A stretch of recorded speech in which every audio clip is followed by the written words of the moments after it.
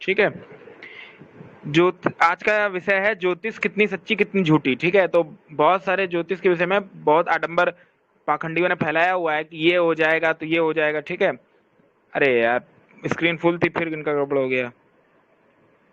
हाँ बस यही रखिए। तो आज हम इसी ये आर्य विद्वानों की पुस्तक है, बहुत अच्छी पुस्तक है, मात्र 16 पृष्ठ की है लेकिन बहुत ज्ञान बहुत है इसमें। इस पुस्तक को हम शुरू करते हैं आज ज्योतिष विषय में। तो ये है पाणिनि शिक्षा सूत्र। अच्छा यहाँ क्या आया है इसको पढ़ते हैं। छंदः पादौ तु वेदस्य हस्तौ। ठीक है, कल्पो अथ पठ्यते। ठीक है, ज्योतिषा नाम अयम चक्षुर्निरुक्तम श्रोतम उच्यते। शिक्षा ग्रहणम टू वेदस्य मुखम व्याकरणम स्मृतम। ठीक है, तो ये जो शिक्षा सूत्र में बात आई है, यही बात महर्षि दयानंद ने अपनी ऋग्वेद आदि भाष्य भूमिका में भी लिखी है। तो वो क्या है वो देखते हैं। यहाँ देखिए क्या आया है। मनुष्य वेदार्थ विज्ञानाय व्याकरण अष्टाध्यायी महाभाष्य अध्ययनम ततो निघंटु निरुक्त छंदो ज्योतिषाम वेदा अंगानाम। ठीक है, यानी ये जो क्या है व्याकरण, जो आपके 6 अंग बताए हैं ये वेद के 6 अंग हैं। ठीक है, क्या है 6 अंग वेद के? व्याकरण, निरुक्त, छंद, ज्योतिष, ये सारे मिला के जो 6 अंग बताए वेद के, ये 6 वेद के अंग हैं। ठीक है, और इसी बात को स्पष्ट करते हुए वे अपनी सत्यार्थ प्रकाश के तृतीय समुल्लास में लिखते हैं अध्ययन अध्यापन विषय में। क्या लिखते हैं तो वो देखते हैं। 2 वर्ष ज्योतिष शास्त्र, 2 वर्ष क्या पढ़ना है? ज्योतिष शास्त्र, सूर्य सिद्धांत आदि को लिखा है, ना कि मुहूर्त चिंतामणि आदि जो वर्तमान ज्योतिष के ग्रंथ हैं, जिनमें बीज गणित, अंक गणित, भूगोल विद्या, खगोल विद्या, भूगर्भ विद्या है, उसको यथावत सीखें। ठीक है, उसके पश्चात सब प्रकार की हस्तशिल्प यंत्र कला आदि को सीखें। परंतु जितने ग्रह नक्षत्र जन्मपत्री राशि मुहूर्त आदि के फल के विधायक ग्रंथ हैं उनको झूठ समझ के ना पढ़ें और ना पढ़ावें। यानी जिनमें ये जो ग्रह नक्षत्र आदि राशि से, अब हम ये भी जानेंगे राशि क्या होती है, नक्षत्र किसको कहते हैं, ग्रह कैसे बनते हैं, मुहूर्त क्या होता है, कुंडली बनाना भी सीखेंगे। ठीक है, सीरीज हम लोग। तो यहाँ पर यही महर्षि बता रहे हैं कि जो जन्म पत्र आदि है और ये जो राशि से जो फल बताते हैं, जैसे फलाने ग्रह के कारण अमुक दशा में ये हो जाएगा, आज वहां घाटा होगा। ठीक है, अभी जैसे उदाहरण के लिए अभी रक्षाबंधन आ रहा है तो भद्रा नक्षत्र पड़ेगा तो उसमें राखी बांधने से भाई मर जाएगा। ठीक है, तो ऐसे ऐसे भी पाखंड है समाज में जो फैले हैं, तो एक एक करके इनको समझेंगे। तो इसलिए महर्षि जी ने जो फल की लीला वाले ग्रंथ हैं उनको मना कर दिया। सिर्फ ज्योतिष शास्त्र में प्रमाणिक ग्रंथ बताए हैं आर्यभट्ट आदि के हैं जो, ठीक है, और वेदांग ज्योतिष, बाकी को प्रमाणिक नहीं माना है, ये फलित ग्रंथ हैं। ठीक है, अब पुस्तक शुरू हो रही है, अब पढ़ते हैं। ज्योतिष कितनी सच्ची कितनी झूठी। समस्त मानवों के हितार्थ के लिए ईश्वर ने ज्ञान विज्ञान और ब्रह्म ज्ञान दिया जिसका नाम वेद है। शारीरिक सुख के लिए ज्ञान विज्ञान जिसमें सृष्टि विद्या और पदार्थ विद्या सहित समस्त सत्य विद्याएं आती हो। आत्मिक आनंद के लिए ब्रह्म ज्ञान की आवश्यकता प्रत्येक मानव अनुभव करता है। ठीक है, उसकी पूर्ति करता है वेद, यानी जो आध्यात्मिक और भौतिक ज्ञान है उसकी पूर्ति करने वाला कौन सा ग्रंथ है? वेद है। वेद में जो कुछ है वह सत्य है, निर्भ्रम है और निर्भ्रांत है तथा समस्त मानवों के लिए कल्याणकारी है। इन्हीं वेदों को सही रूप में समझने और समझाने के लिए वेदेतर ऋषियों ने परोपकार की भावना से वेदार्थ के सही परिज्ञान के लिए इसके सहायक ग्रंथों को बनाया, क्योंकि सीधे वेद को समझना बहुत मुश्किल है, कोई ऋषि कोटि का व्यक्ति ही समझ सकता है। इसीलिए ऋषियों ने आम जनमानस के लिए समझने के लिए वेद के सहायक ग्रंथ बनाए जिनको वेदांग बोलते हैं। ठीक है, वो क्या होते हैं?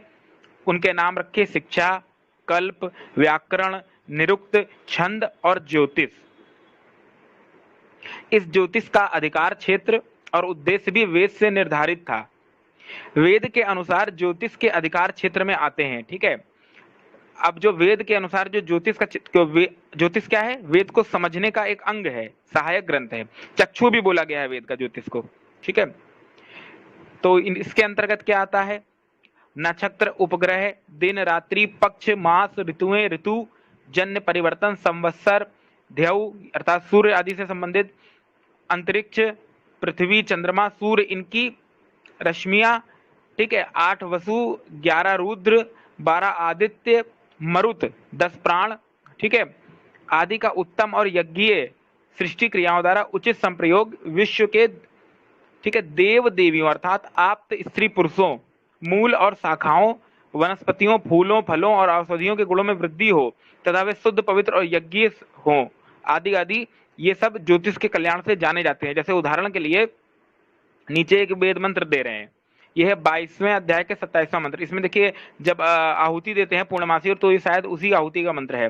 नक्षत्रेभ्यो स्वाहा, नक्षत्रेभ्यो स्वाहा, अहुरेतेभ्य स्वाहा, ठीक है, आदि आदि, मासेभ्य स्वाहा, ध्यावा पृथ्वी स्वाहा, वसुभ्य स्वाहा, मरुद्भ्य स्वाहा, आदि आदि।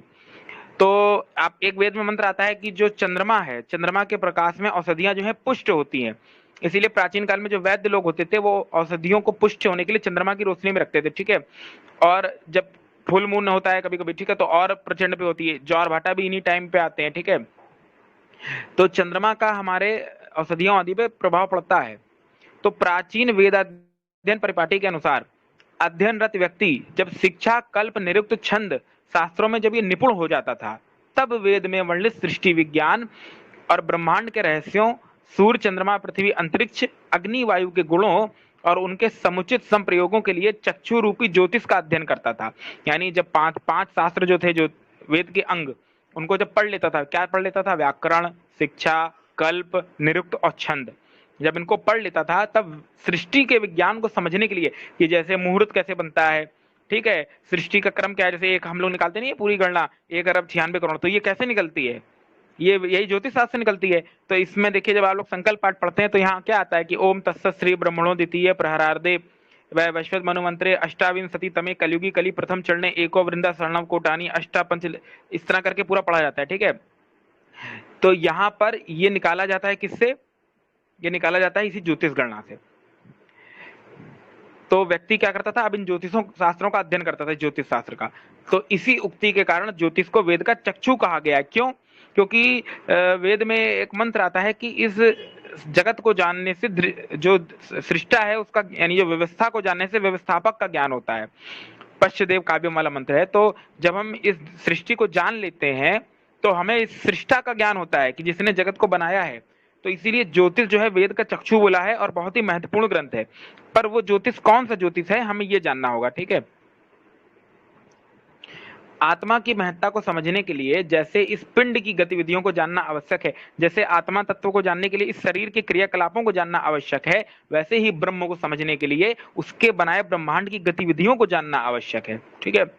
अतएव ब्रह्मांड की परिधि, ठीक है, सौर मंडल, उल्का, आकाश, गंगा, प्रकाश की गति, संवत्सर, परिवत्सर, ठीक है, इदवत्सर आदि वर्ष तथा अनेक आधार पर युगों, मनवंतरों की गणना, काल, दार्शिका, यथावार, तिथि, नक्षत्र, करण योग आदि का निर्धारण, ठीक है। यानी तिथि, नक्षत्र, करण क्या होता है, ये सब उसी ज्योतिष के अंतर्गत आएगा, ठीक है। आदि का निर्धारण, मनवंतरों की गणना कैसे करते हैं? जैसे हम लोग मनवंतर नहीं पढ़ते कि 71 चतुर्युगी, इतने 71 मनवंतर होते हैं, कितने उसमें एक चतुर्युगी होती है, 14 मनवंतर, फिर एक चतुर्युगी होती है, ठीक है। एक मनवंतर में 72 चतुर्युगी, 71 चतुर्युगी होती है। तो ये जो पूरी गणना है ये इसी से जानी जाती है, ज्योतिष से। चंद्र ग्रहण, सूर्य ग्रहण क्या होता है, सौर वर्ष, चंद्रमास, ऋतु, अयन, उत्तरायण, दक्षिणायन क्या होता है, आदि का निश्चय हम इस शास्त्र से करते हैं, ठीक है।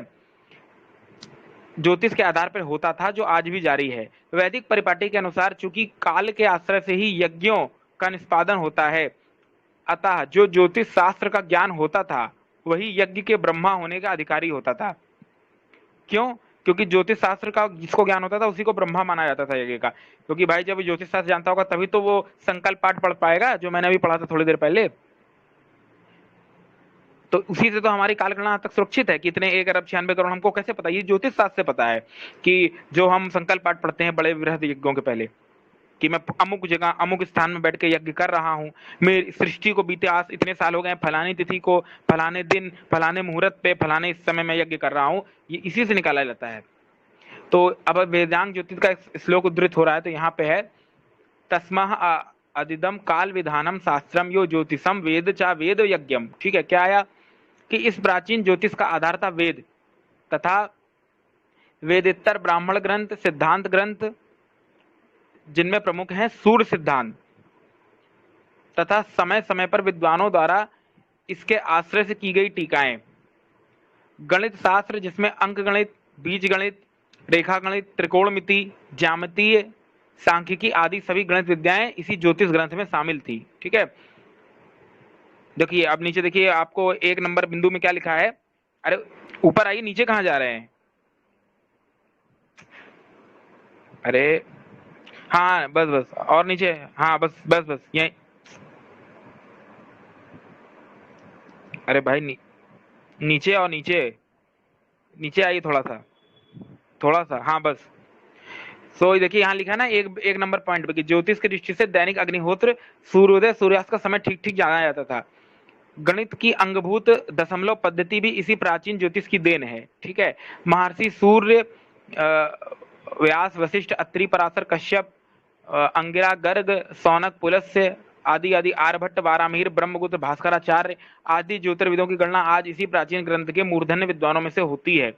गणित से युक्त होने के कारण प्राचीन ज्योतिष का विकास यथार्थ विज्ञान के रूप में हुआ, जो वेदांग के रूप में ज्योतिष की महत्ता उपलब्ध थी। ठीक है, अब ये हम क्यों पढ़ रहे हैं ज्योतिष का कारण है कि पौराणिक पोल प्रकाश में एक विषय आता है ज्योतिष से संबंधित, वो कुछ प्रश्न किया है उससे संबंधित, तो इसलिए थोड़ा इसी बहाने इसको भी ले ले रहे हैं ताकि कुछ बेसिक लोगों को पता चल जाए ज्योतिष का।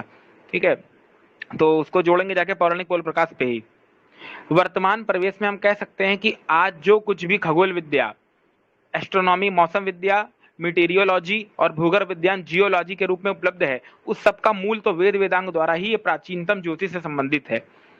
समस्त ब्रह्मांड और सौर मंडल का अधिपति है सूर्य। जैसे उदाहरण के लिए आज के समय में जब वैज्ञानिकों को मौसम के बारे में जानना होता है तो एक कोई चार्ट बनाते हैं, ब्लू कलर का होता है, उसमें वो एक एक नक्षत्र, एक एक स्टार बताते हैं कि इतने इतने दूरी पे है, इतने डिग्री पे है। ठीक है, आज इतने इतने उस अंश पे शनि झुका है, शुक्र झुका है, नेपच्यून। और यही चीज सेम बताती है कौन? पंचांग। और वही बताता है कुंडली। कुंडली क्या है? कुंडली है आकाश का मानचित्र। ठीक है, कुंडली में होते हैं 12 घर, और हमारी वो कितने हैं? 12 हैं राशियां। ठीक है, तो वो एक एक का प्रतीक होती हैं। तो अब इसमें ये बताया जाता है कि जैसे किसी की कुंडली के चौथे घर में शनि लिखा है, ठीक है, तो उसका ये अंश है कि चौथा घर, यानी वो राशि कटेगी 120 अंश पे जाके, तो आज शनि जो है 120 अंश पे है इस समय अंतरिक्ष में। तो ये बताया जाता था ज्योतिष शास्त्र से, और इसी को ड्रॉ करते थे कुंडली के रूप में। और ये चीज पहले पंचांग में पढ़ी जाती थी कि आज फलाने समय सूर्योदय इतने अंश पे हुआ है, तो आज चंद्र इतने इतने पे है, तो ये पूरे पंचांग से निकाला जाता था। पर इसमें क्या हुआ कि फलित ज्योतिष घुसेड़ दी गई। अब जब फलित ज्योतिष घुसेड़ी गई तो इसका रूप हो गया विकृत, और जब विकृत हो गया तो बहुत सारे त्योहार हमारे गड़बड़ होने लगे। खैर वो विषय नहीं है आज का, आगे चलते हैं। समस्त ब्रह्मांड और सौर मंडल का अधिपति है सूर्य। सूर्य क्या है? सबका अधिपति है, सारे ब्रह्मांड और आकाश मंडल का। वेदों में सूर्य के संबंध में अनेक मंत्र आए हैं। वो कौन कौन से मंत्र हैं वो हम देखते हैं। यह है यजुर्वेद के 7वें अध्याय का 42वां मंत्र। जो लोग संध्या करते हैं उन्होंने ये मंत्र पढ़ा होगा। ठीक है, आशा है जो लोग यहाँ करते होंगे संध्या, वो लोग जानते होंगे इस मंत्र के बारे में।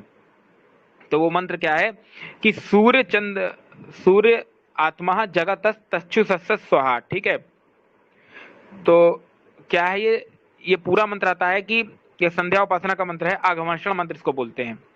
और अगला मंत्र है ऋग्वेद का 8वें मंडल के 101वें सूक्त का 11वां मंत्र। इसमें क्या आया है कि वर्णमहाम असी सूर्य बलम आदित्य महामसी। ठीक है, और एक मंत्र और नीचे दिया है, तो अब इसका अर्थ क्या है वो हम जानते हैं। अर्थात सूर्य स्थावर और जंगम सब जगत की आत्मा है, अर्थात बलवान सूर्य अनंत महान ऊर्जा युक्त और बड़ा है, सबके मध्य में स्थित है। समस्त पिंड उसी की परिक्रमा करते हैं। इन परिक्रमा करने वाले पिंडों को ग्रह बोलते हैं। पृथ्वी उन 9 ग्रहों में से एक है जो सूर्य की परिक्रमा करती है। ये 9 ग्रह इस प्रकार से हैं: बुध, शुक्र, पृथ्वी, मंगल, बृहस्पति, शनि, अरुण, वरुण और पीत ग्रह, जिसको अंग्रेजी में प्लूटो बोलते हैं।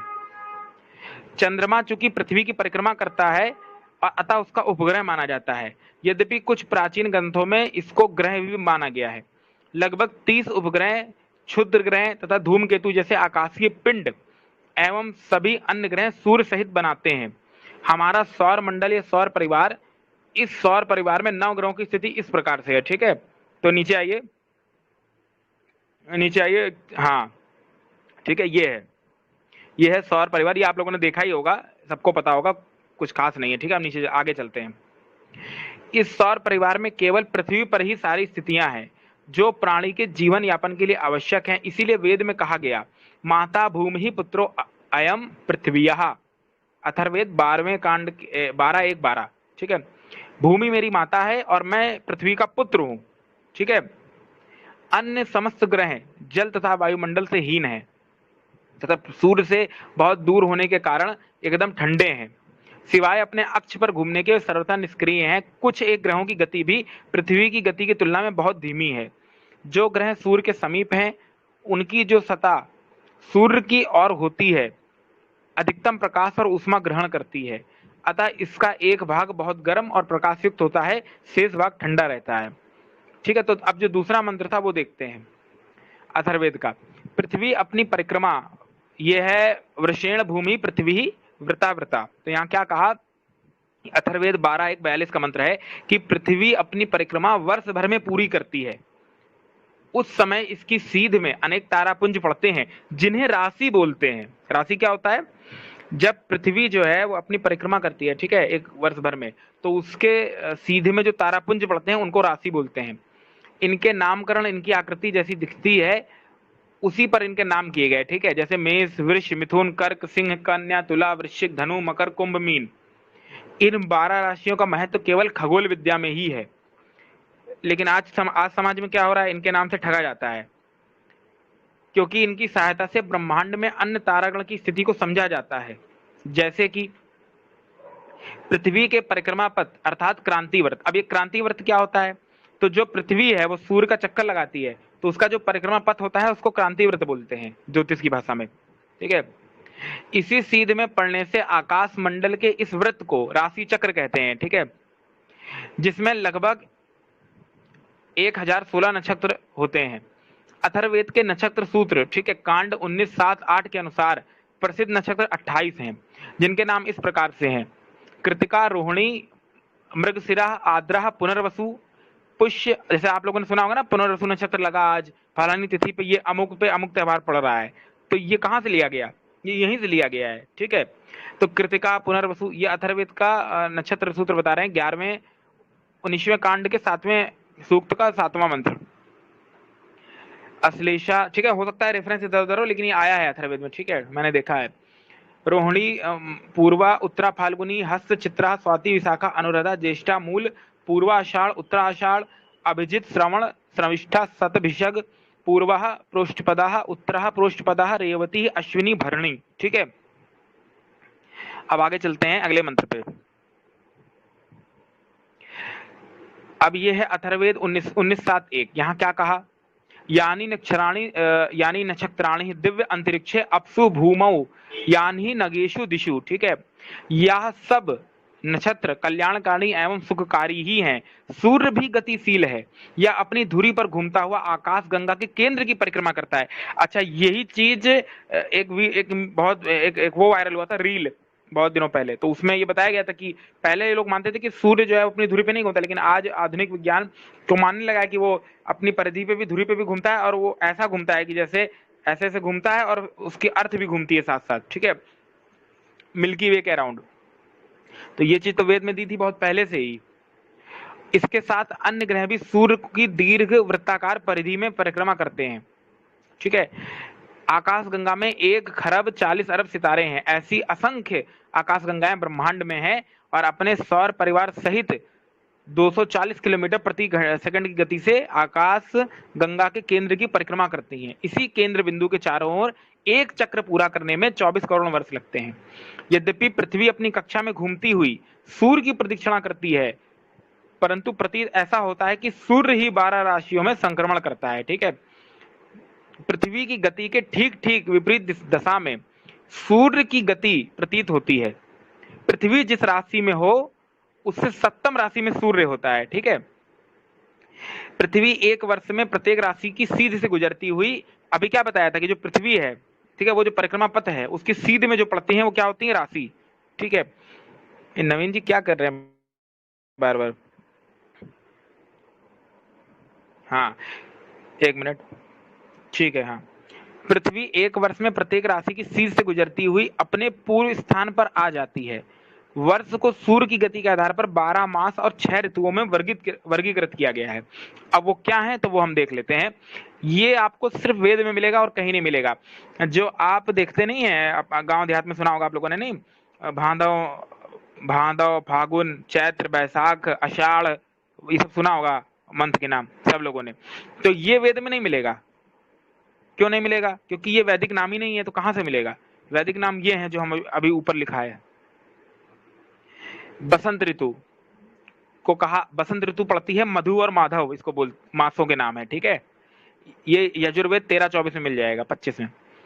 ग्रीष्म ऋतु को शुक्र सूचि बोला। वर्षा नभ नभस्य, शरद ईश ऊर्ज, हेमंत सह सहस्य, शिशिर तप तपस्य। शिशिर बसंत ग्रीष्म में सूर्य उत्तरायण होता है और वर्षा शरद और हेमंत में दक्षिणायन होता है। ये अभी नहीं, जब आगे चलेंगे इस विषय में तो और अच्छे से इस बारे में कवर किया जाएगा, ठीक है। ये तो अभी खाली एक इंट्रोडक्शन हो रहा है। ब्रह्मांड में सारी व्यवस्था का नियामक परमेश्वर है। ग्रह उपग्रह सितारे आदि सब जड़ पदार्थ हैं। इनका गति प्रदाता परमात्मा है। ग्रहों और उपग्रहों की गति करते हुए जो भाग पृथ्वी के सामने आ जाता है, ठीक है, वह अपनी आकर्षण शक्ति से पृथ्वी के उस भूभाग को अवश्य प्रभावित करता है। पर उन सब का किसी व्यक्ति विशेष के, अब यहां से मेन प्रसंग शुरू हो रहा है जिसके लिए हम ये पढ़ रहे हैं कि क्या इन ग्रह तारों नक्षत्रों का शुभ अशुभ मुहूर्त से कोई संबंध है व्यक्ति विशेष के साथ जो घटती हैं घटनाएं। तो अब मेन विषय यहां से शुरू हो रहा है। ये जो ग्रह हैं ये सब पृथ्वी के भूभाग हैं। अब तक हम लोगों ने देखा कि राशि क्या होती है, दिवस क्या होता है, क्रांति व्रत क्या होता है, आदि आदि हम लोगों ने देखा अब तक। और वेद के कुछ मंत्र भी देखे इससे संबंधित ज्योतिष से। पृथ्वी के उस भूभाग को अवश्य प्रभावित करता है। जैसे मान लीजिए सूर्य है, तो सूर्य जो है अगर प्रकाश जाता है, दिलता है, ठीक है, प्रकाश जो है सूर्य का चारों तरफ फैलता है, तो वो किसके ऊपर पड़ेगा? सब पे पड़ेगा ना समान रूप से। ऐसा तो होगा नहीं कि मेरे ऊपर ज्यादा पड़ेगा, पड़ोस वाले के ऊपर कम पड़ेगा। ठीक है, चंद्रमा की बात है। ठीक ऐसे ही जब सूर्य और चंद्रमा जो है सब पे समान रूप से प्रकाश डालते हैं, तो जो उनके सहायक ग्रह हैं जैसे शनि आदि ये सब, ये जब प्रभाव डालेंगे तो सब पे समान रूप से डालेंगे ना। ऐसा तो होगा नहीं कि तुम्हारे पे शनि ज्यादा भारी होगा, इसके पे हल्का होगा, ऐसा तो संभव ही नहीं है। तो इसलिए ये जो बातें हैं कि शनि भारी है, मंगल भारी है, ये सब पाखंड के अतिरिक्त और कुछ नहीं है, क्योंकि ग्रह अगर प्रभाव डालेगा तो सब पे समान रूप से डालेगा। ठीक है, तो वही बात यहाँ आगे होगी। तो ये जो बातें हैं इनका किसी व्यक्ति के सुख दुख लाभ हानि से कोई लेना देना नहीं है। उनका प्रभाव उस भूभाग के निवासियों पर ऐसे ही पड़ता है जैसे ऋतुओं का पड़ता है। सर्दी गर्मी किसी एक को प्रभावित नहीं करते, वरन उस स्थान पर रहने वाले सभी लोगों को एक जैसा प्रभावित करते हैं। समस्त ग्रह उपग्रह सौर परिवार के सदस्य हैं और व्यवस्था से ईश्वर के अधीन हैं। उनमें परस्पर सह अस्तित्व तो है, मित्रता है, शत्रुता नहीं है। कोई किसी से ना टकराता है, ना लड़ता है, ना भिड़ता है और ना अतिक्रमण करता है। ईश्वर ने जिनकी जो कक्षा निर्धारित कर दी है उसी में वे अरबों वर्षों से घूम रहे हैं, बिना रुके बिना भटके, और आगे चलते रहना है, क्योंकि यही उनका धर्म है। धर्म का अर्थ यहाँ गुण से है, ठीक है, क्योंकि हमारे यहाँ परिभाषा ही है गुण के आधार पर। यही उनका कर्म है। काश हम पृथ्वीवासी मानव उनसे कुछ शिक्षा ले पाते। अब ज्योतिष कितनी झूठी, ठीक है, अब तक हम लोगों ने क्या पढ़ा, ज्योतिष कितनी सच्ची। तो हम लोगों ने क्या जाना, ज्योतिष में सच्चाई क्या क्या है, जो नक्षत्र है, मास है, दिवस है, ठीक है, ये पूरा जो प्रोसेस है, घटी मुहूर्त पल संवत्सर। तो वेद में एक मंत्र भी आता है, सूर्य चंद्रमा असौ धाता यथा पूर्व अकल्पयत दिवम चा पृथ्वीम चा अंतरिक्ष क्षमतो स्वाहा। तो इसमें क्या बोला कि जैसे पूर्व कल्प परमात्मा ने पूर्व कल्पना में सूर्य चंद्रमा ग्रह नक्षत्र दिवस संवत्सर मुहूर्त आदि बनाया, वैसे ही इस कल्प में बनाया, वैसे ही बनाता रहेगा। तो ये तो क्रम चलता रहेगा अनावरत, इसमें परिवर्तन नहीं होता। तो इनके आधार पर जो लोग कहते हैं कि उनकी किस्मत में परिवर्तन होगा, तो ये कैसे संभव है? ठीक है, तो अब वही विषय आगे आएगा। जिन लोगों ने सर्वज्ञ सर्वशक्तिमान निराकार ईश्वर को देवी देवताओं के रूप में साकार बनाकर फिर उनकी मूर्तियां बनाकर मंदिरों में कैद कर दी, वे भला ग्रहों और उपग्रहों को कैसे छोड़ सकते थे? जब ईश्वर को नहीं छोड़ा तो ग्रह उपग्रहों को कैसे छोड़ेंगे भाई? पृथ्वी के भार से कुछ कम या अधिक भारी ग्रह अब प्रत्येक मनुष्य के ऊपर विराजते हैं। कोई अन्य ग्रह को मित्र भाव से देखता है, कोई शत्रु भाव से अब देखने लगा है। कोई कोई आतंकवादी बलवान ग्रह है, कोई प्रकोप व शक्ति दिखाने लग जाता है और परेशान होता है। बेचारे इन ग्रहों के भार ढोने वाला। ठीक है, महाभारत काल के पश्चात जो दुर्दशा ईश्वर और धर्म की हुई, वही ज्योतिष शास्त्र की भी हुई। और आर्य समाज ने भी इसमें कुछ ज्यादा काम नहीं किया है ज्योतिष शास्त्र में। वो तो धन्य हो परमात्मा की, कुछ आचार दार्शनिक लोग हैं जैसे लोग आज पैदा हो गए जो जिन्होंने इस पे काम करना शुरू कर दिया है, और वो आर्य समाज के आचार्यों और विद्वानों को भी ज्योतिष की क्लास दे रहे हैं जहां जगह जगह जाके। ठीक है, महाभारत काल के पश्चात जो दुर्दशा ईश्वर और धर्म की हुई, वही ज्योतिष की हुई। ज्योतिष शब्द भविष्य में होने वाली बात के ज्ञान के लिए रूढ़ हो गया। यानी ज्योतिष का अर्थ बदल के क्या हो गया, जो ज्योतिष ग्रह तारों नक्षत्रों का ज्ञान बताने के लिए था, वो रूढ़ होकर भविष्य बताने का रूढ़ हो गया।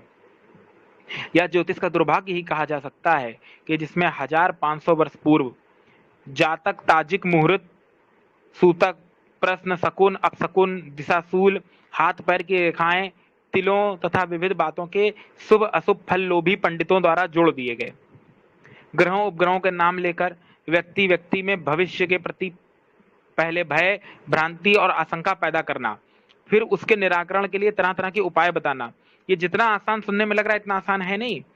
ये मकड़ जाल बहुत खतरनाक है ज्योतिष का। ठीक है, ऐसा फंसा रखा है लोगों को कि खास करके जो महिला वर्ग है इस पे तो इनका पूरा कब्जा है।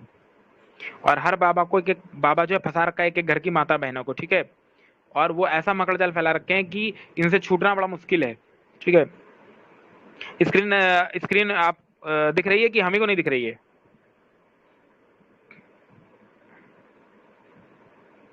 ब्लर आ रहा है, ब्लर आ रहा है। अरे स्विच ऑफ हो गया क्या? हाँ, आ गया। ठीक है, ठीक है। तो भविष्य में होने वाली भय, भ्रांति, आशंका पैदा करना, फिर उसके निराकरण के लिए उपाय बताते हैं, तद उपरांत अनुष्ठान करवाते हैं। और अब लोगों का ये तो व्यवसाय बन गया है। जैसे जिनको केवल घंटा, घड़ियाल और शंख बजाना आता था, जो पढ़ाई के नाम पर शून्य थे, वे मंदिर के पुजारी बन गए। भाई देखिए, जैसे आप किसी पोस्ट पे जाते हैं, किसी अधिकारी बनते हैं, तो आपको पढ़ाई लिखाई करनी पड़ती है कि नहीं? तो वैसे ही पंडिताई की भी तो पढ़ाई करनी पड़ती है। लेकिन जो अनपढ़ थे वो भी जन्मजात पंडित, वो मंदिर में बैठ जाते, बस 2-3 वो कथा करना सीख लेते हैं, पंडित बन जाते हैं, फिर वो आडंबर फैलाते हैं, जनता को लूटते हैं। ठीक है, वो जो पढ़ाई से शून्य थे वो पुजारी बन गए। उसी प्रकार मामूली शिक्षा प्राप्त व्यक्ति जो शारीरिक श्रम नहीं करना चाहते थे, वो जंत्रियों और पत्र पत्रिकाओं का सहारा लेने लगे। यानी जो पुरुषार्थहीन थे वो लोगों को जंत्री और यंत्र में फंसा दिए। जैसे आप लोग देखते होंगे कई यंत्र आते हैं, कहता है गले में धारण कर लो या हाथ में अंगूठी धारण कर लो, सुना होगा सबने। ठीक है, इससे ये हो जाएगा, वो हो जाएगा, आदि आदि। दूसरे के भविष्य को बताने और बनाने वाले बन गए। प्राचीन काल में संस्कृत के वेद विद्वान, दर्शन शास्त्रों के विद्वान ही ब्रह्मांड के रहस्यों का साक्षात करने के लिए ज्योतिष को पढ़वाते थे और प्रवृत्त होते थे। यानी जो दर्शन शास्त्रों के जानकार आदि थे वही ज्योतिष पे ध्यान देते थे, पढ़ते पढ़ाते थे। वो परंपरा लुप्त हो गई। ठीक है, अब वे लोग जिनके पास करने के लिए कुछ नहीं बचता है, ज्योतिष से व्यवसाय चलाते हैं और धन उपार्जन के लिए प्रवृत्त करते हैं। और तो और झोला छाप व्यक्ति पक्षियों, तोता, मैना, चिड़ियों और पशु पक्षी, बंदर, भालू से भविष्यवाणी कराते हैं। आप लोगों ने देखा होगा मेले वेले में कि वो कार्ड रख देते हैं, वो बंदर बता देता है निकाल के, ये देखो तुम्हारे भविष्य में क्या होगा। और तोता भी करता है, पालतू तोते से भी होता है, ये देखा होगा सबने। अज्ञान, अविद्या, अंधविश्वास से ग्रस्त मानव समाज की हर समस्या, जैसे बीमारी, शादी, संतान, मुकदमा, रोजगार, सट्टा, व्यापार, शत्रु की हानि पहुंचाना, परीक्षा में सफलता आदि का समाधान इन ज्योतिषियों के पास है। ठीक है, अतः धंधा खूब पनप रहा है। इसकी बावरी दुनिया में ऐसे लोगों के लिए दादू संत ने बहुत अच्छी बात बोली थी। दादू दुनिया बावरी मड़िया पूजन जाए, जो आप निपूत मर गए ते तो पुत्र मगन जाए। ठीक है, कोई नहीं सोचना चाहता कि जो व्यक्ति अपना भविष्य नहीं बना सकता, वह ज्योतिषी बनकर मात्र कलाकारी से दूसरों का भविष्य कैसे संवार देगा। भाई जो उदाहरण देता हूं, एक अभी कुछ दिन पहले पिछले साल भारत और इंग्लैंड का मैच था, सेमीफाइनल था T20 वर्ल्ड कप का। जी न्यूज पे 10 ज्योतिषी पंडे बैठे थे, सबने भविष्यवाणी की कि इंडिया जो है 10 विकेट से मैच जीतेगा, और हुआ ठीक इसका उल्टा। यानी इंडिया मैच जीतेगा बहुत अच्छे मार्जिन से। और हुआ उल्टा, क्या हुआ, इंडिया 10 विकेट से मैच हार गया 180 रन बनाने के बावजूद। इंग्लैंड इतना बुरा पीटा, ठीक है। फिर उसके बाद वो ज्योतिषी कहीं नहीं दिखाई दिए। ठीक यही हुआ सोमनाथ मंदिर के समय।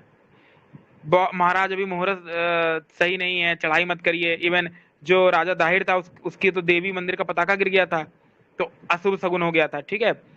और ऐसा एक जगह ये भी कहा जाता है कि बाबर जब भारत में आया तो एक ज्योतिषी ने उससे कहा कि अभी मुहूर्त शुभ नहीं है, तुम भारत में घुसे तुम्हारा नाश हो जाएगा। तो कहता है अच्छा ठीक है। वो गर्दन काट दिया उसका, ठीक है, और घुस गया और इतने साल तक गुलाम बना के रखा उसका। फिर पीढ़ी आगे चली। तो और फिर पेपर में आप लोग खबर पढ़ते होंगे कि ज्योतिषियों के घर में चोरी हो गई। तो अब आप खुद सोचिए, जो खुद अपने घर में नहीं बता पाया भविष्य की, कल को चोरी होगी आके, तो दूसरे का भविष्य क्या बताएगा। और एक कॉमन सा तर्क ये भी है कि जो आपके ऊपर निर्भर है कि आप उसको धन देंगे तब उसकी रोजी रोटी चलेगी, वो आपको क्या भविष्य बताएगा। अगर होता तो खुद अंबानी नहीं बन गया होता। जी हाँ, ज्योतिष अब विद्या ना रही। ज्योतिष अब ना विद्या है ना विज्ञान है, या एक कला बनकर रह गई है। जो जितनी ज्यादा कलाकारी दिखाता है वो अपने चमचों, भक्तों, प्रशंसकों द्वारा उतनी अधिक विज्ञापनबाजी करवा ले, उतना ही बड़ा ज्योतिषी माना जाता है। कलाकार जो कुछ भी मंच पर या पर्दे पर दर्शकों के लिए करता है उसका वास्तविकता से कोई संबंध नहीं होता। ठीक इसी प्रकार आज जो भी ज्योतिषी के नाम पर राशिफल, भविष्य का पुनरागमन, वशीकरण, मारण मोहन, मारण मोहन ये तंत्र आगम ग्रंथों में आता है। मारण मोहन, उच्चाटन, वशीकरण, ठीक है। आगम और निगम दो ग्रंथ माने जाते हैं, आगम और निगम। आगम माने जाते हैं कि जब शिव पार्वती को उपदेश करते हैं तो उनको आगम बोलते हैं, जब पार्वती शिव को उपदेश करती हैं तो उनको निगम बोलते हैं। इसमें यह माना जाता है कि जो जादू टोना है, वशीकरण आदि, ये दक्षिण दिशा से आता है, ठीक है। खैर उस पर भी एक दिन उस पर भी क्लास रखते हैं, ठीक है। वो क्या पाखंड है, उसको कैसे अंदर तक है तांत्रिक लोग। तो ग्रहों के मारण मोहन, ग्रहों के समन के लिए यंत्र तंत्र मंत्र पत्थर आदि दिए जा रहे हैं। यह सब मिथ्या, पाखंड और झूठ है। ज्योतिष आज यथार्थ विज्ञान से गिरकर संभवता सिद्धांत पर आश्रित हो गई, ठीक है। प्रोबेबिलिटी, थ्योरी ऑफ प्रोबेबिलिटी पर आश्रित हो गई। आप लोगों ने प्रोबेबिलिटी और लॉ ऑफ प्रोबेबिलिटी पढ़ा होगा। फलित ज्योतिष में सबसे बड़ी कला है द्विअर्थी बातें करना, जिससे ज्योतिषी जी की चित्त भी मेरी और पट्ट भी मेरी सिद्ध हो जाती है। इसको गुण अक्षर न्याय और स्वाभाविक संबंध ज्ञान जन्य के आधार पर ज्योतिषी जी की बताई कोई भी बात परिस्थिति व सही भी हो सकती है, तो उसको अधिक महत्व देना न्यायोचित ना होगा, क्योंकि 40% अनुमान यदि अनुभवों पर आधारित है तो हर एक व्यक्ति के, चाहे वह ज्योतिषी हो ना हो, वो तो सही निकलेगा। जैसे कैसे, तो अब वो देखते हैं। जो अब देखिए, वो कहता नहीं है कि हो भी सकता है। जैसे उदाहरण के लिए ये लोग बताते हैं कि तुम्हारे लड़का होगा, ठीक है। अब 20 घर में इन्होंने बताया लड़का होगा, तो भाई कॉमन सेंस की बात है कि 5 से ज्यादातर लड़के के चांस होते हैं, तो 5 से 8 घर में तो लड़का होगा ही होगा। तो वो लोग इनके भक्त बन जाएंगे। और जिनके यहाँ नहीं होगा उनको कौन जान रहा है। और ये पकड़ पकड़ के दूर दूर बताते हैं, ऐसा नहीं कि एक ही मोहल्ले को पकड़ के बैठते हैं, इनका दूर दूर होता है। इस तरह कहीं अब आप लोग सत्यार्थ प्रकाश का 11वां समोल्लास पढ़ेंगे, तो वहां पर एक स्वामी की कहानी है, वो भविष्य बताता था। तो था क्या कि वो मेले में अपने चेलों को भेज देता था। वो मेले में घूम घूम के सबके बारे में मूल मूल लोगों को पता करते थे, और जब वो उनके ऊपर आते थे, ठीक है, तो जिसको वो जानता था उसका तो भविष्य बताता था, जिसका नहीं जानता था उसको टरका देता था। तो वो कहता था कि तुम्हारे साथ ये हुआ है, तुम्हारे बाप का ये नाम है, अमुक जगह पे ये है, तुम्हारे साथ ये होगा, ठीक है। तो उसमें क्या करता था, वो हाथ से इशारा करता था। अगर उसके ये 2 लड़के हैं तो 2 करता था, लड़की है तो ये वाली उंगली उठाता था। इस तरह करके 11वां समोल्लास पढ़ेंगे तो उसमें बताया गया है, ठीक है। अब इसको जानते हैं, ठीक है, ज्योतिष क्या है। ज्योतिषी कितना भी बड़ा क्यों ना हो, मनुष्य है, ईश्वर नहीं है, अल्पज्ञ है, सर्वज्ञ नहीं है। किसी भी ज्योतिषी के पास ईश्वर से प्राप्त या अधिकार पत्र नहीं है कि वह ईश्वरीय व्यवस्था में स्वेच्छा से किसी के लिए हस्तक्षेप कर सके या ईश्वर को अपनी सिफारिश मनवाने के लिए बाध्य कर सके। दूसरा पॉइंट, आजकल के ज्योतिषी अपने आप को किसी देवता, काल भैरव, शिव जी, गणेश, हनुमान जी या देवी माता, दुर्गा, चामुंडा आदि या किसी पीर फकीर का भक्त घोषित करते हैं और उनके चित्र छपवाकर शिव स्रोत, हनुमान चालीसा, दुर्गा सप्तशती आरतियों की पुस्तकें बांटकर उनकी पूजा आदि का ढोंग करते हैं, ठीक है। यह देवी देवता, पीर फकीर इस युग में आज तक किसी की मदद को नहीं आए। यानी वो ये कहते हैं कि फलाना यंत्र पहन लोगे हनुमान जी का तो तुम्हारा घर में सुख शांति हो जाएगी, तुम्हारे अंदर जो भूत प्रेत कलेश आदि हैं वो हनुमान जी दूर कर देंगे। पर सवाल ये उठता है कि जब राम जी का मंदिर तोड़ा गया तब हनुमान जी क्यों नहीं आए? आते कहां से? जब होंगे तब तो आएंगे ना। ठीक है, हनुमान जी तो एक महापुरुष थे, ऋषि, वो उनका हो गया देहावसान, उनका मोक्ष हो गया होगा रामायण काल में। अरे नवीन जी क्या कर रहे हैं? हाँ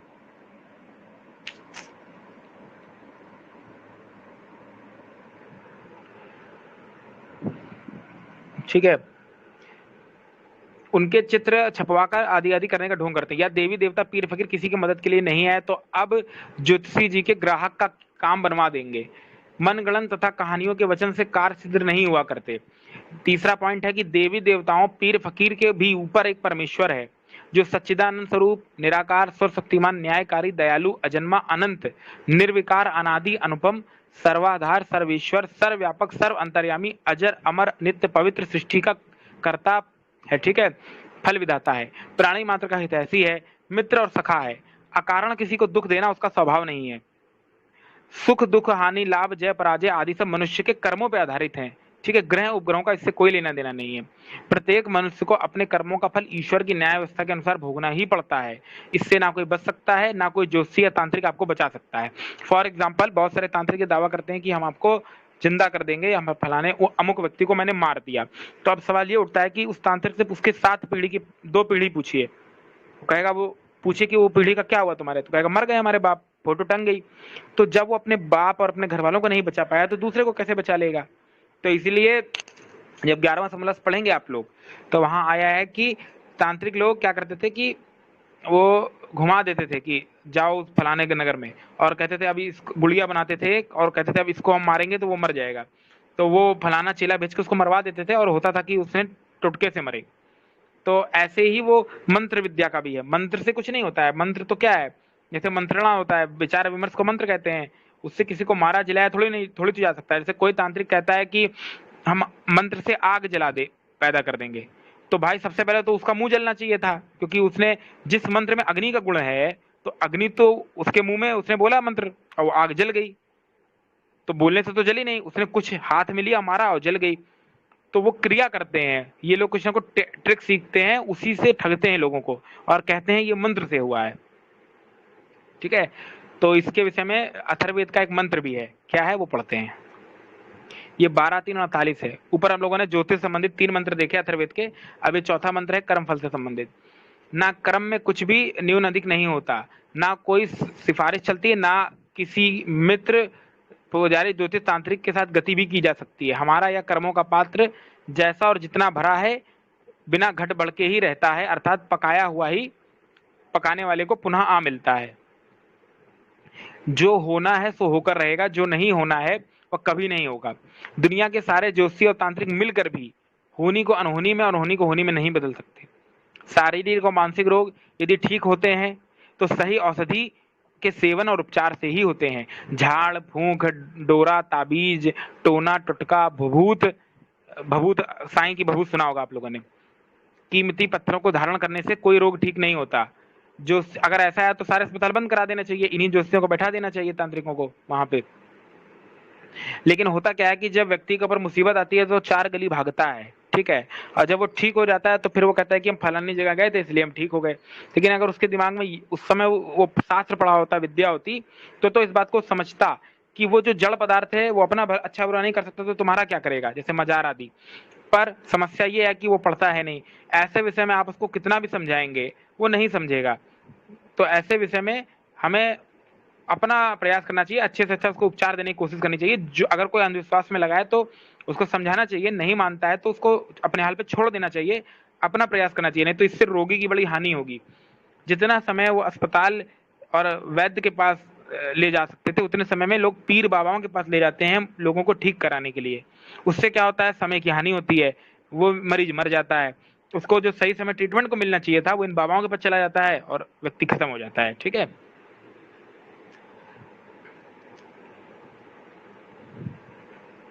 वेद मंत्रों का लाभ भी उनके अर्थ समझकर आचरण करने से ही होता है। ऐसा नहीं होता कि वेद मंत्र पढ़ लेने से किसी को जिंदा किया जा सकता है। मंत्र सिद्धि का अर्थ क्या होता है, मंत्र सिद्धि का अर्थ इतना ही होता है कि मंत्र को पढ़कर, ठीक है, उस पर आचरण करना, यही मंत्र सिद्धि है। ठीक है, जैसे उदाहरण के लिए एक घटना थी एक जगह की। एक लड़का था, ठीक है, तो वो आर्य समाजी बालक था, उसको ईश्वर स्तुति प्रार्थना उपासना आता था। वो सुबह शाम बैठ के पेड़ के नीचे जप करता था। तो एक दिन वो बैठ के पढ़ रहा था ईश्वर स्तुति प्रार्थना उपासना मंत्र। इतने में एक व्यक्ति आ गया। वो सोचा ये, क्योंकि उसने चुटिया रखी हुई थी, तो सोचा ये कोई सिद्ध सिद्ध पुरुष है। तो उसको ले आया, महाराज मेरे लड़के के ऊपर अजीब अजीब हरकतें कर रहा है, जो मुंडी उंडी हिला रहा है, इसके अंदर कुछ जिन्न उन्न का साया है, ठीक है, भूत प्रेत और जिन्नात इसके अंदर घुस गया है, तो इसके अंदर से उतार दीजिए।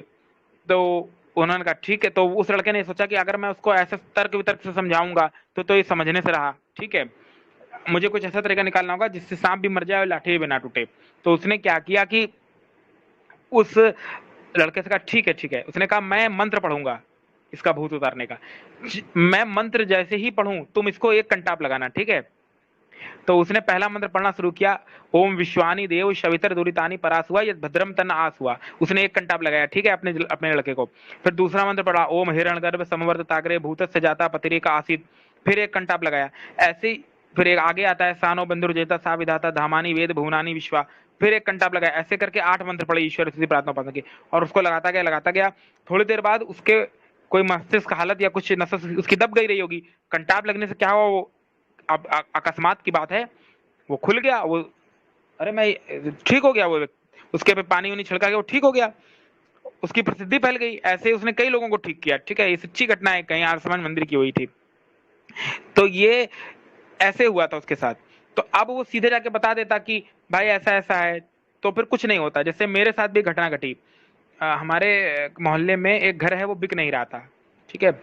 वहां क्या था कि किसी ने 2 फांसी लगा ली थी। तो ये हो गया था कि वो घर है श्रापित, उसको जो लेगा उसका घर परिवार तबाह हो जाएगा। तो को बिक ही नहीं रहा था, तो एक को लेना था, सस्ते में मिल रहा था। तो हम बहुत समझाया गया, वो माने ही ना कोई। हमारे घर में एक रिश्तेदार थे, उनको लेना था। उनके सामने भी जब बात आई तो यही बात आई कि नौचंडी यज्ञ कराओगे तब सही जाके इस घर को शुद्ध होगा। तो अब उसका खर्चा पूछा गया, तो नौचंडी यज्ञ का खर्चा क्या आया, 80,000 से लेके 7 लाख। गूगल कर लो, इतना ही बताएगा। अरे बाप रे बाप, हाँ, 80,000 से 7 लाख नौचंडी यज्ञ का खर्चा। तो अब बात आई, मैंने सोचा यार, क्योंकि मैं दैनिक अग्निहोत्र तो कराते ही हम लोग, करते भी हैं। तो हमने कहा भाई इतना खर्चा कैसे हो सकता है, इतनी सी चीज का एक हवन ही तो है। तो फिर पता चला कि उसमें पंडे पखंड भी करते हैं, अपना धन होता है, और सामग्री के नाम पे वो पता नहीं क्या क्या लाते हैं, बड़ा बड़ा बाल्टी भर भर के डालते हैं, बड़ा सा कुंड कुछ बनाते हैं, समथिंग।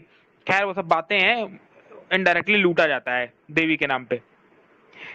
क्योंकि कोई भी हवन हो, बड़े से बड़ा यज्ञ भी हो, अगर वृष्टि यज्ञ हो, जैसे आर्य समाज ने 2 जगह वृष्टि यज्ञ कराया था, आज भी कराता है बारिश के लिए, उसमें 80,000 तक खर्चा आता है, तो मान सकते हैं, क्योंकि उसमें बहुत वो ज्यादा हवन सामग्री सामूहिक लग जाती यज्ञ है। होता है, वो हाँ, सामूहिक यज्ञ होता है। लेकिन ये थोड़ी होता है। तो फिर मैंने कहा भाई ऐसे तो काम होगा ही नहीं, और मैं जाकर ऐसे समझाऊंगा तो ये तो मानने से रहे। हालांकि बहुत प्रयास किया गया। तो फिर हमने बीच का एक रास्ता निकाला। हमने कहा देखिए यज्ञ तो कराना है। तो हमने कहा देखिए हाँ बात तो सही है, ऐसा होता तो है यज्ञ, ये तो कुछ साया तो है आपके उसमें, होगा, हो सकता है बुरा हो, पर यज्ञ कराने से सब दूर हो जाएगा, क्योंकि उससे घर की अशुद्धि निकल जाएगी। तो उसमें बात आई कि ठीक है कराइए। तो हमने कहा हाँ तो ठीक है, आप 1,000 रुपया दे दीजिए, हो जाएगा। तो हमने कहा 1,000 रुपया, वो तो कह रहे थे इतना लगेगा नौचंडी यज्ञ। हमने कहा नौचंडी वंडी तो नहीं होगा, वेद वाला वैदिक हवन कराइए, सब सही हो जाएगा, कुछ नहीं होगा, भरोसा तो रखिए। तो तब उनको भरोसे ही ना हो, पंडित कह रहे नौचंडी कराओ। तो हम लोग कहा नहीं नहीं, यही कराइए आप भरोसा तो रखिए, एक बार करा के तो देखिए। तो कहा ठीक है कराते हैं भाई। हुआ। अब हमने तो किया नहीं, आर्य समाज मंदिर के हमारे पुरोहित को बुलाया, एक उन्होंने कराया, ठीक है, यज्ञ हो गया। और दैनिक यज्ञ में मुश्किल से लगता है 1 घंटा। ईश्वर स्तुति प्रार्थना उपासना शांतिकरण और वो वाले मंत्र पढ़े, स्वस्ति वचन तो हो जाता है, तो यज्ञ कंप्लीट हो गया। ठीक है, वो रह रहे हैं, आज भी कुछ नहीं हुआ उनके घर में। भ्रम था एक मस्तिष्क में, निकल गया। बस उनको ये भरोसा होगा कि यज्ञ कराने से हमारे घर में सुख शांति आ गया। अब कुछ नहीं होगा, बस ये मस्तिष्क के खेल की बात है, जिसका फायदा ये पंडे उठाते हैं। ये मानसिक रूप से कमजोर करते हैं सामने वाले को और ठगते हैं। तो हमें भी युक्ति बदलनी पड़ेगी। ठीक है, ठीक है, यज्ञ कराने से दूर, चलो मान लिया कि तुम्हारा पाखंड 2 मिनट के लिए मैंने मान लिया कि हाँ इसलिए होता है कि हाँ मान लिया चलो तुम्हारा पाखंड। लेकिन अगर हम इसमें वैदिक ज्ञान घुसेड़ेंगे देर, तो धीरे धीरे उनको आर्य समाज से जोड़ा गया, समझाया गया। आज भूत प्रेत नहीं मानते वो लोग, तो इसीलिए ऐसे ही करना चाहिए, और इसके लिए नए नए तरीके पैतरे विकसित करने होंगे सीधे जाके बोलने से, क्योंकि कोई पंडा जो है 1 साल से भर रहा है उसके दिमाग में और समाज में फैला हुआ है। अब हम सीधे जाके बोलेंगे तो कोई नहीं सुनने वाला हमारी बात। हमें उतर ये किया तो हम सीधे शास्त्रार्थ करें उससे। ये बोलिए। साइकोलॉजी में इम्पेक्ट कर देता है ना उत्कर्ष भाई, मतलब इनका जो पंडे लोगों का ये होता है। हाँ वही बात है।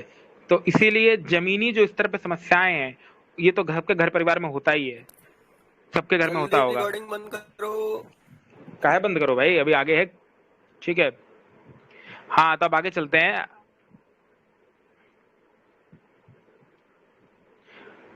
वेद मंत्रों का लाभ भी उनके अर्थ को समझकर ही होता है, और उन पर आचरण करना ही मंत्र सिद्धि है। ठीक है, दक्षिणा देकर दूसरे से मंत्र का पाठ या जाप करा लेना निष्फल होता है। महामृत्युंजय मंत्र व गायत्री मंत्र हर मर्ज की दवा नहीं है, वे जीते जी साधना करने के मंत्र हैं। उनका फल भी केवल निष्ठावान साधक को ही प्राप्त होता है। अच्छा, महामृत्युंजय मंत्र के बारे में ये भावना है कि इसका 108 बार जाप कराने से घर में मृत्यु नहीं हो, कलह नहीं होगी। भाई मरोगे तो तभी तो, सृष्टि का नियम है। महामृत्युंजय का अर्थ ये नहीं है कि तुम, महामृत्युंजय करते कि इससे मृत्यु से विजय पा जाओगे, तो कौन सी मृत्यु से विजय पाओगे? मोक्ष। इसीलिए कहा ना उर्वा रुक्मेव बंधनात्। जैसे खरबूजा जो है अपने आप पककर डंठल से अलग हो जाता है, वैसे ये जीव भी उस ब्रह्म रूपी तत्व को जानकर जन्म मृत्यु के बंधन से छूट जाता है। तो ये मतलब है वहां, ना कि ये है कि वो उसको कराने से मृत्यु नहीं होगी। ठीक है, अब आगे आते हैं 7वें पॉइंट पे। ग्रह उपग्रह सब जड़ हैं, इनको गति ईश्वर देता है। यो अंतरिक्षे रजसो विमाना धामानि वेद भुवनानि विश्वा यत्र देवा अमृतमान सानस तृतीय धामन्य धैर्यंत। ये आता है ईश्वर उसी प्रार्थना उपासना में। समस्त ग्रह अपने अपने अक्ष पर अपनी अपनी कक्षा में घूमते हैं, वे किसी के ऊपर नहीं कहीं आते हैं ना जाते हैं। शनि ग्रह ने आज तक किसी का भी बुरा नहीं किया। पृथ्वी से वैसे भी यह ग्रह बहुत दूर है। ज्योतिषों ने लोगों में भय शंका पैदा करने के लिए इनको मोहरा बना रखा है। 9 ग्रहों में राहु केतु तो है ही नहीं, वे किसी का भला बुरा क्या करेंगे? उनसे जुड़ी कथाएं सब कल्पित हैं, उनमें कुछ भी सत्य नहीं। ठीक है, अच्छा जब आप ज्योतिष पढ़ेंगे तो वहां एक जगह आया है, आचार्य दार्शनिक लोग जी बता रहे थे कि जो पृथ्वी है वो सूर्य का चक्कर लगाती है, और जो तुम्हारा चंद्रमा है वो किसका चक्कर लगाता है? पृथ्वी का चक्कर लगाता है। तो ये दोनों का जो सर्किल बनता है वो जहां काटते हैं, तो वो जो ऊपर का बिंदु है उसको कल्पित रूप से राहु कह देते हैं, और जो नीचे का बिंदु है उसको कल्पित रूप से केतु बोल देते हैं। और राहु केतु ईश्वर का भी नाम है, सत्यार्थ प्रकाश के प्रथम समलास में आया है। ये तो वेद में भी आता है। क्या? केतु वाला जो मंत्र है वो वेद में आता है, राहु केतु वाला। ईश्वर के विषय में आता है कि जो उसके ज्योतिष वेद के विषय में में? नाम आता है। नहीं ज्योतिष नहीं, ईश्वर के विषय में आता है। हाँ वही, हाँ वेद में तो नाम बताया होगा ईश्वर का। ठीक है, केतुं कृणवन्न केतव, ये वाला जो मंत्र है ना, ये आता है। ठीक है, अब आगे चलते हैं, बस खत्म होने वाला है ये। नवजात शिशु के जन्म के समय, इसके बाद मैं एक कहानी सुनाऊंगा। ठीक है। नवजात शिशु के जन्म के समय तिथि वार नक्षत्र का विवरण रखना तो ठीक है। जैसे मान लीजिए किसी शिशु का जन्म हुआ तो उसके जन्म की तारीख, तिथि क्या है, किस वार क्या है, नक्षत्र क्या है, ये तो रखना ठीक है। इससे पता चलता है कि अमुक अमुक जन्म पे उसका जन्म होता है, नक्षत्र में आदि आदि। ये तो प्राकृतिक घटना ज्योतिष के अंतर्गत आ जाता है। पर इसे दे दीजिए फीस के साथ किसी ज्योतिषी पंडित को, इसको वह चिंता पत्री या शोक पत्री में बदल देगा। तो महर्षि दयानंद ने जन्म पत्री को शोक पत्री बोला ही है। क्यों शोक पत्री बोला? तभी तक वो जन्म पत्री है जब तक पंडों के हाथ में नहीं लगती है। अगर धनवान यजमान होगा तो पंडे बताएंगे अमुक बड़ा बड़ा ये है वो है, ठीक है, खूब धन मिलेगा। ठीक है, गरीब होगा तो जानेंगे ये हमें क्या देगा, ये तो भिखमंगा है, तो इसको डराओ। डराने के लिए, अरे तुम्हारे ऊपर फलाना शनि का साया है, फलाना ये सर्प दोष है तुम्हारे उसकी कुंडली में, अगर तुम अमुक अमुक जगह पे अमुक अमुक नहीं कराओगे क्रियाकलाप अनुष्ठान, इतना इतना पैसा दो हमको, नहीं तो बालक तुम्हारा मर जाएगा। अब जब गरीब आदमी को ये बता दिया तो वो बेचारा पढ़ा लिखा तो है नहीं, तो वो डर गया। ठीक है, तो अब उनसे ये कहना चाहिए कि, तो महर्षि दयानंद क्या लिखते हैं कि उनसे पहली बात तो पैसा ले लेना चाहिए और उनको 4 झपेटे अलग से लगाने चाहिए। ठीक है, कि जब जिंदा हो जाएगा, बच जाएगा, तो अगर मान लो बच गया, जैसे कहा कि 6 महीने में तुम्हारा लड़का मर जाएगा, किसी गरीब को बोला, बच गया, मान लो नहीं मरा तो क्या कहेंगे कि वो तो ईश्वर की कृपा थी, इसके कर्म थे जो बच गया। तो जब ईश्वर और की कृपा और उसके कर्म ही बचा दिए तो तुम बीच में काहे डाकिया बने हो भैया, बिचौलिए बने हो। तो इसीलिए पहले तो उनको कंटाप लगाओ, फिर उनसे दक्षिणा भी ले लो, ठीक है। कोई भी ग्रह ना क्रूर है, ना वक्री है, ना निष्ठ है।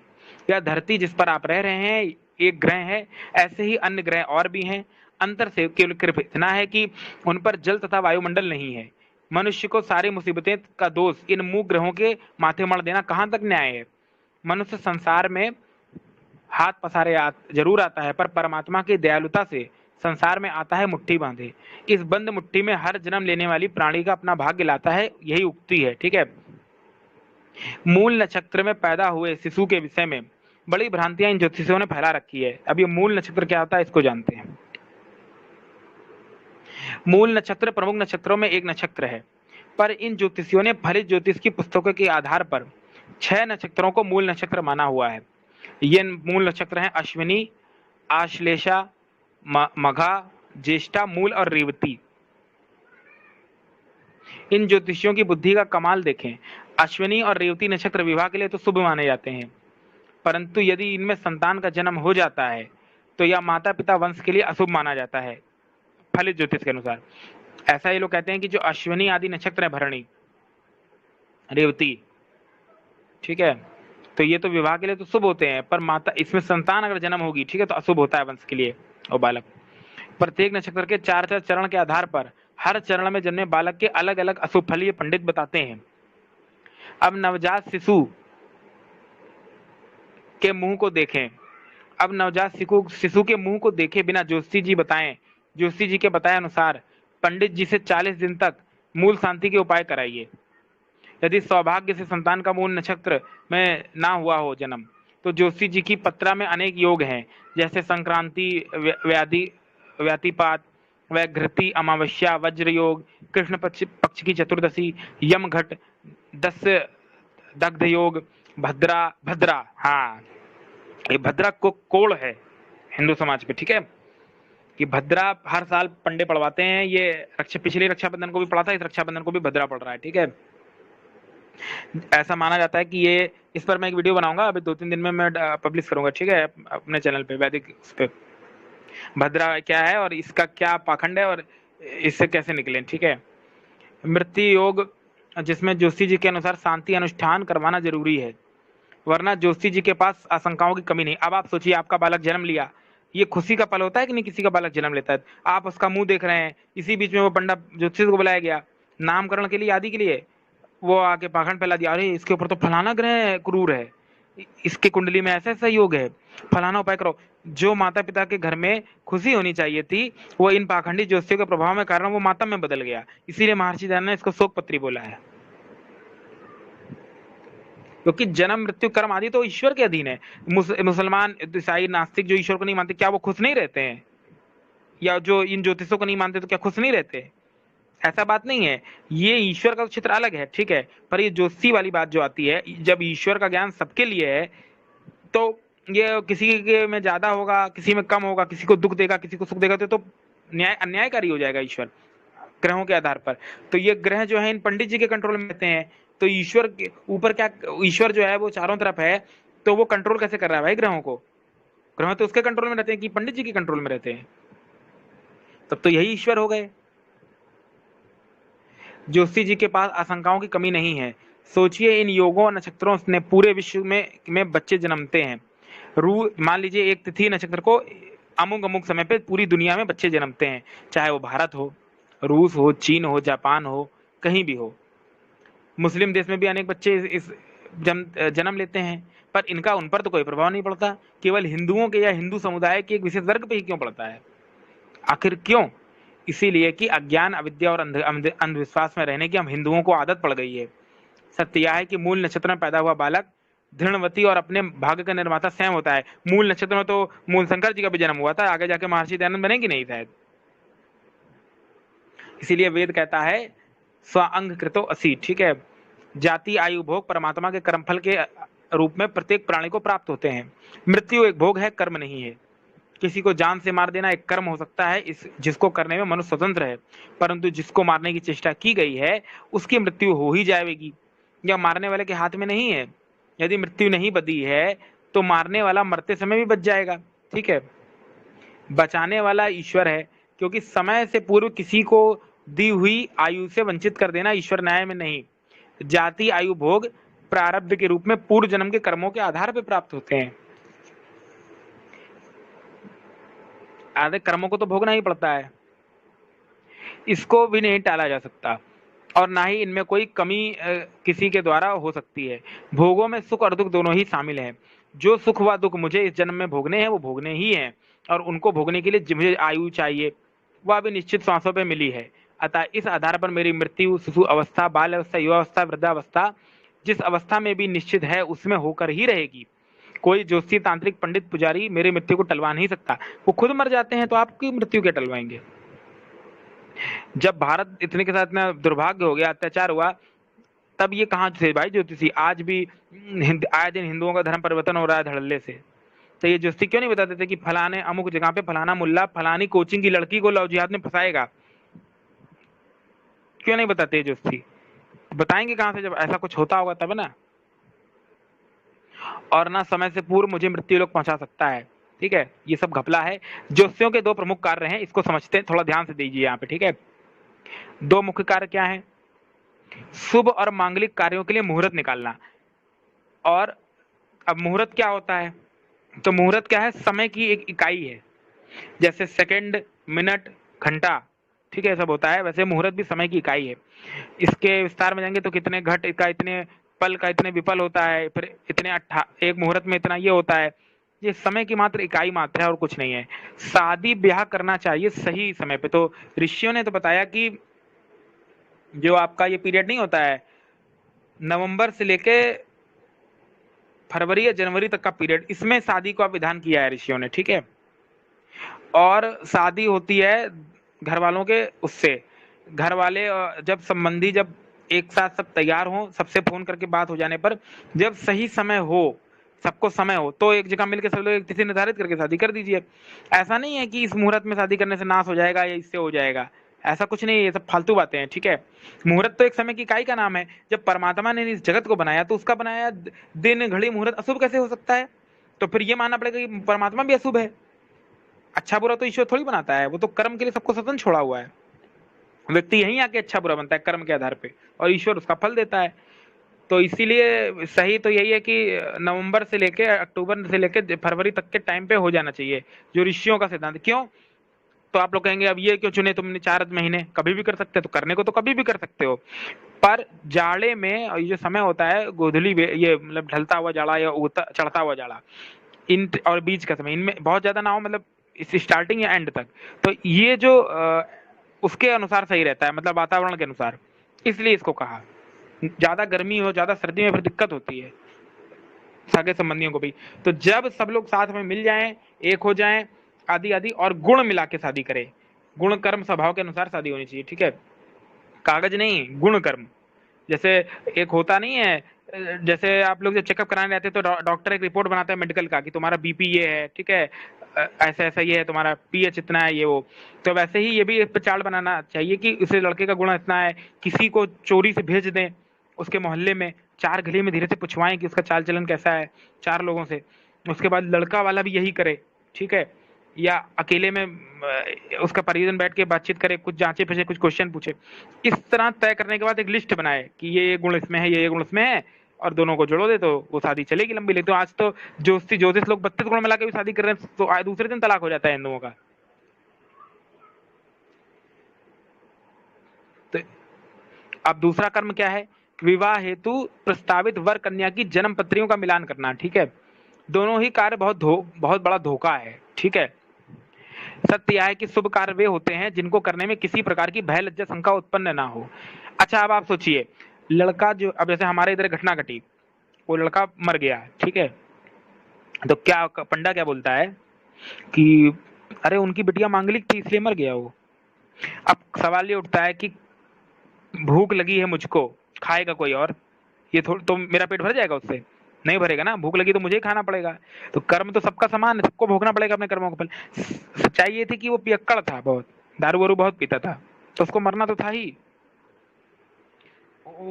पैसे रुपया के लेन देन में मर गया, हुआ कि वो मांगलिक थी। तो ये फैलाने वाला कौन? ये पंडे। और व्यक्ति अपनी कमी छुपाने के लिए भी देवी आपदा डाल के रूप में बदल देता है अपने कुकर्मों को, कि अरे वो तो हम क्या करते भाई, वो फलाना लो हम पे करा दिया था, हमारा दिमाग घूम गया था इसलिए हमने कत्ल कर दिया, हमारी गलती थोड़ी थी। पर कोर्ट में थोड़ी तुम सिद्ध कर पाओगे ये, ठीक है।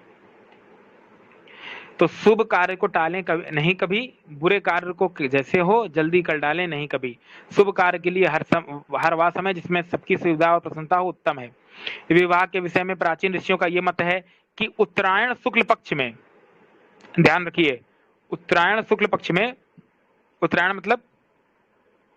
मतलब जब आपकी खिचड़ी पड़ती है, समझ रहे हैं? वही जो मैंने बोला, दिसंबर से लेकर नवंबर से वही खिचड़ी तक का समय, पूरा फरवरी तक। उत्तरायण शुक्ल पक्ष में जिस दिन प्रसन्नता हो उस दिन मास व नक्षत्र कोई भी हो विवाह कर लेना चाहिए। विवाह संस्कार भी गोधूली बेला में आरंभ होकर रात्रि के प्रथम प्रहर तक समाप्त हो जाना चाहिए। गोधूली बेला मतलब सूर्य अस्त जब होता है वहां से शुरू होके रात्रि का प्रथम प्रहर कब लगेगा? 8 या 9 बजे तक, ठीक है, खत्म हो जाना चाहिए विवाह। और गर्भाधान का समय 10 से 2 तक किया है, इस समय गर्भाधान कर सकते हैं, ठीक है, संबंध आदि बनाना। क्यों कहा? क्योंकि रात्रि में वायु जो है भारी होती है, तो इससे काम का वेग थोड़ा थोड़ा बढ़ता है, ठीक है। तो उस टाइम पे करना चाहिए, और करने का भी विधान वो बताया है कैसे करना चाहिए आदि, वो संस्कार विधि में है, ठीक है। तो ये है, ठीक है, विवाह का हो गया, ये सब हो गया।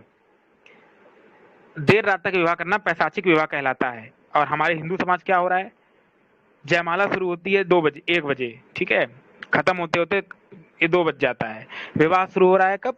3 बजे। ये क्या है भाई? पूरी रात जागे हो फिर विवाह कर रहे हो, ये तो सो जाते। तो ये पैशाचिक है, पना है। ये विवाह तो बस मटरगस्ती के लिए होता है। इसमें ना पंडित कोई गुणधर्म बताएगा वर कन्या को, और बताएगा भी तो वो इस स्थिति में नहीं होंगे कि सुन सके, क्योंकि पूरी रात जागे हैं। अनुभव से सिद्ध है कि पति पत्नी का सुखी दाम्पत्य जीवन जन्म पत्री के मिलान पर निर्भर नहीं करता अपितु उनके विचार और गुण कर्म के आधार पर निर्भर करता है। अतः उचित यही है कि वर कन्या स्वयं ही अपने मित्रों द्वारा, अपने माता पिता या रिश्तेदारों के द्वारा एक दूसरे के विचार, गुण, कर्म, स्वभाव को जानने और परखने का प्रयत्न करे। मतलब एक लड़की है जो सुबह उठ के संध्या करती है, ठीक है, एक लड़का है जो दारू पीता है संडे संडे, दोनों की शादी करा दी, कभी नहीं निभेगी, अंदर ही अंदर कूटेंगे एक दूसरे को, पति कूटेगा, रोज किचकिच मची रहेगी, ठीक है। अब कोई कहेगा हमारा तो पति दारू पीता है, हमारी तो निभती है, तो झूठ है ये। अंदर पूछो क्या हो रहा है, ठीक है। क्योंकि विवाह शरीरों का नहीं आत्माओं का मिलन है, अतः जब तक अंतरात्मा प्रेरित ना हो तब तक विवाह संबंध को सहमति ना दे, और किसी दबाव के वशीभूत होकर या किसी पंडित जी या ज्योतिषी की बात में आकर विवाह को स्वीकृति ना दे। भाई देखिए, मेन क्या है, आपको रहना है सुख, स्त्री पुरुष को, तो उनकी मर्जी पे सब चलना चाहिए, ना कि किसी पंडित के आधार पर चलना चाहिए। पंडित को काम होना चाहिए बस संस्कार कराना और अच्छे से वो फेरों के गुण समझाना, और जो वचन है उनको समझाना, ताकि उनका वैवाहिक दाम्पत्य जीवन चल सके, ना कि पाखंड फैलाना। तो विवाह के संबंध में जो बातें ध्यान रखने योग्य हैं वो ये हैं, वो क्या है, तो उनको देख के हम आज का खत्म करते हैं। कन्या वर की माता की 6 पीढ़ियों में से ना हो और वर के पिता के गोत्र की ना हो, ठीक है। वर कन्या के कुल में कोई भी संक्रामक या आनुवंशिक बीमारी ना हो, ठीक है, मानसिक रोग। वर कन्या सुंदर और सार्थक गुण वाले हो, देखने में दोनों ऐसे प्रतीत हो मानो विधाता ने उनके लिए रचा हो, ठीक है। ये ऐसे बोल दिया है, बाकी ऐसा कुछ होता नहीं कि ऊपर से जोड़ी बन के आती है। मंगली लड़की या मंगली लड़के, अर्थात वे जिनकी कुंडली में ज्योतिषी के अनुसार, अब मंगली दोष क्या होता है ये जानते हैं, ठीक है। मंगली दोष किसको कहते हैं, अब इसको जानते हैं, इसको आगे समझाएंगे कभी। ज्योतिष के अनुसार 1, 7, 1, 4, 7, 8 या 12 घर में अगर मंगल है, ठीक है, तो विवाह गुण कर्म स्वभाव का मिलान करके कहीं पर भी कर दीजिए, कुछ नहीं बिगड़ेगा। मंगली लोग ना किसी का अमंगल सोचते हैं ना किसी का अमंगल करते हैं, वह पति भाग्यशाली है। यानी मंगली लोग कहते हैं कि जिसके 1, 4, 7, 8, 12 घर में मंगल हो वो मंगली होता है, ये मंगली की डेफिनेशन है, ठीक है। 1, 4, 7, 8, 12, क्योंकि 12 घर की कुंडली बनती है। तो लेकिन हाँ, ये आर्य विद्वान जिन्होंने पुस्तक लिखी उनका क्या कहना है कि मंगल शब्द का अर्थ क्या होता है? कामना करने वाला, मंगल, जैसे मंगल। तो जो मंगल है भाई वो तो सब जगह जाके मंगल ही मंगल करेगा, तो इसलिए कभी भी हो कर दीजिए विवाह, ठीक है। वो ठीक है, जिसकी पत्नी मंगली है वो पति भाग्यशाली है, ठीक है। और वैसे भी मरना होगा तो मर ही जाएगा भाई, कोई रोक थोड़ी सकता है उसके से, तो मंगली से थोड़ी कोई मर जाए जिंदा बचेगा या वो होगा, वो तो कर्मों का फल है। दंपति में किसी का भी विधुर या विधवा हो जाने का संबंध उसकी आयु तथा भोग से है। पुरानी पीढ़ी के कितने ही ऐसे विधुर या विधवाएं मिलेंगी जिनके संबंध में अनेक अभिभावकों ने जन्म पत्री को मिलवान किए थे, परंतु किसी को एकाकी अपनी आयु भोग रहे हैं, बस स्मृतियां ही उनकी संपत्ति है।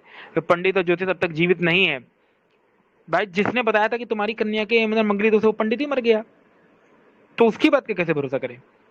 वे पंडित और ज्योतिषी भी अब जीवित नहीं है जिसे जानकर या कह सकें कि जन्म पत्री मिलाई थी। ऐसे लोगों के अनुभव से शिक्षा लेकर ज्योतिष का पाखंड सर्वथा त्याग देने में ही समझदारी है, ठीक है। आधुनिक ज्योतिष की पुस्तकों के बारे में सारे शकुन अपशकुन, सारी बातों के शुभ अशुभ फल, दिशाशूल आदि के प्रकरण मिलते हैं, जो सब मनगढ़ंत हैं।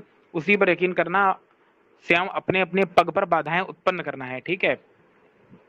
अंत में एक निवेदन कर रहे हैं, वो क्या है उसको पढ़ते हैं। यदि आप एक जागरूक नागरिक हैं तो जो कुछ भी करें सोच विचार कर और बुद्धिपूर्वक करें। लकीर का फकीर बने रहने में, अंधविश्वासों में जकड़े रहने में और रीढ़ियों में चिपटे रहने में कोई बुद्धिमत्ता नहीं है। यदि आप ज्योतिषी हैं तो प्राचीन ज्योतिष ग्रंथों का अध्ययन कर खगोल शास्त्र के विज्ञान और उनकी प्रौद्योगिकी को बढ़ावा दें। मानव चंद्रमा पर हो आया। विकसित प्रौद्योगिकी के आधार पर पृथ्वी से अरबों किलोमीटर दूर तारों तथा ग्रहों एवं उपग्रहों के विषय की सूचना जानकारी अब मुश्किल नहीं रह गई है। अब आप खुद सोच के देखिए कि हजारों लाखों साल का पंचांग उचित समय बताता है कि फलाने अमुक समय पर सूर्य ग्रहण होगा, चंद्र ग्रहण होगा, ठीक है, और उसी समय होता है। लेकिन वैज्ञानिक टेलीस्कोप से पता करते हैं। तो ज्योतिष शास्त्र तो ऋषियों का ऑथेंटिक है ही है। कैसे बताता है? क्योंकि उन्होंने वेदशालाएं जब स्थापित की रही होंगी, क्योंकि उस समय भी ऑब्जर्वेटरी होती होगी, ऐसा थोड़ी है पहली बार तो किसी ने देखा ही होगा सूर्य ग्रहण चंद्र ग्रहण, पर उन्होंने एक पद्धति बना दी गणना की ज्योतिष की, कि उस पद्धति के हिसाब से हम रोज कैलकुलेशन कर सकते हैं कि अमुक दिन में इतने टाइम पे ये ग्रह निकलेगा, इसका एंगल ये है, ये है। तो कितने बड़े विद्वान वो ऋषि रहे होंगे, उनकी बुद्धि कि उन्होंने वो ज्योतिष की पद्धति डेवलप कर दी, जिससे आज भी हम ये जान सकते हैं पंचांग से कि फलाना ग्रह कितने अंश और कितनी कला और कितने विकला पे है। तो इस ज्योतिष शास्त्र को हमको डीप में समझना चाहिए और इस पर कार्य करने की जरूरत है। कोई बिरला ही है जो ज्योतिष ग्रंथ पे काम किया है, ठीक है, और आज ही कुछ कर रहे हैं।